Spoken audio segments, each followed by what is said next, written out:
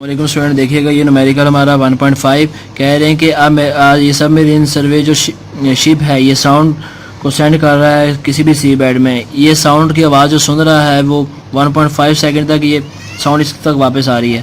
कह रहे हैं कि जी स्पीड ऑफ सी वाटर जो है वो 1500 मीटर पर जो स्पीड ऑफ साउंड थी सी वाटर में वो इतनी है। कह रहे हैं कि आपने इसकी डेप्थ फाइंड करनी है। इसके लिए सबसे बेहतर जो है आपको वो सोनार सिस्टम के बारे में पढ़ना बहुत बेहतर है। तो साउंड रेंजिंग एंड नेविगेशन जो सारा सिस्टम है उसके बारे में, लेकिन मैं आपको एक एग्जांपल देता हूँ फिर आपको समझ आ जाएगी। वैसे फ़िलहाल मैं इसका डाटा लिखता हूँ कि हमारे पास टाइम कितना है 1.5 सेकेंड, जो स्पीड है वो कितनी है 1500 मीटर पर सेकेंड। तो आपने इसमें फाइंड क्या करना है, आपने इसमें डेप्थ फाइंड करनी है, ठीक है। लेकिन मैं अपने तरीके से आपको इसे करवा देता हूँ। तो वो देखें कि सपोज करें कि ये आपके पास एक शिप है। आप ये कह लेंगे शिप से ये आप कह लेंगे ये सी बेड है, मतलब कि ये सारा समुद्र की तह है। आप देखें ये किसी भी साउंड को भेज रहे हैं ज़मीन में। अब वो साउंड जा रही है और वापस आ रही है। आने और जाने में जो टाइम लगा टोटल वो कितना लगा 1.5 सेकेंड। अब बेसिकली जो डेप्थ होनी है वो तो सिर्फ डेप्थ ऐसे होनी है। हम ये तो नहीं कहेंगे कि जाने और आने की जो सारी डेप्थ है वो हमने निकालनी है। डेप्थ वो सिंगल साइड की होती है। तो इसलिए आपको इसमें ये करना है कि टाइम को 2 पे डिवाइड कर दो कि ये जो आपने साउंड भेजी और वापस आई, इसमें कितना टाइम लगा 1.5 सेकेंड लगे हैं। तो अब जो साउंड की जो स्पीड थी वो कितनी है 1500 है। अब देखें जाने और आने का ये टाइम है, लेकिन जो हमने डेप्थ फाइंड करनी है वो एक साइड की फाइंड करनी है।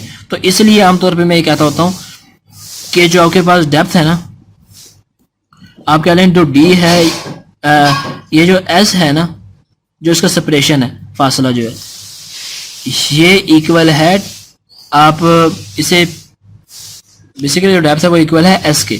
तो आपको सिर्फ इसमें ये करना है कि जो टाइम है ना इसे आप डिवाइड कर दें 2 से।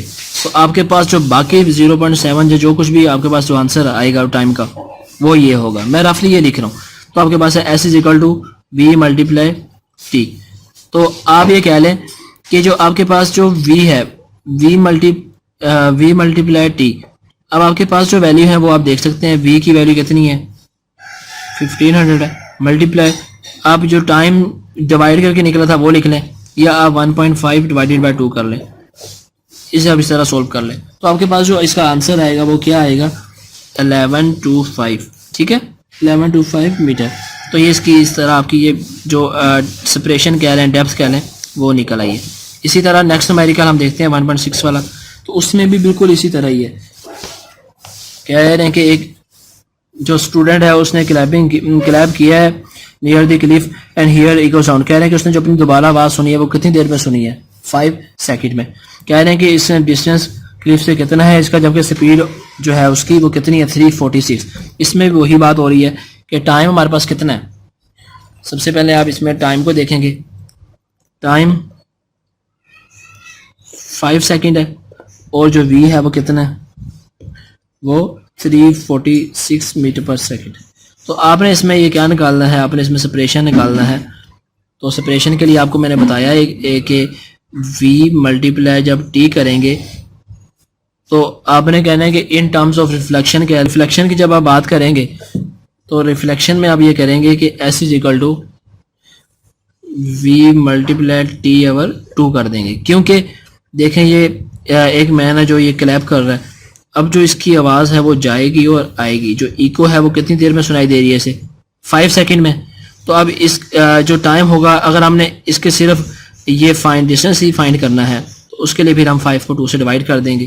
तो इस तरह v की वैल्यू कितनी है हमारे पास 346 मल्टीप्लाई टाइम कितना है 5/2। तो हमारे पास जो इसका आंसर आ जाएगा वो आ जाएगा 865 मीटर।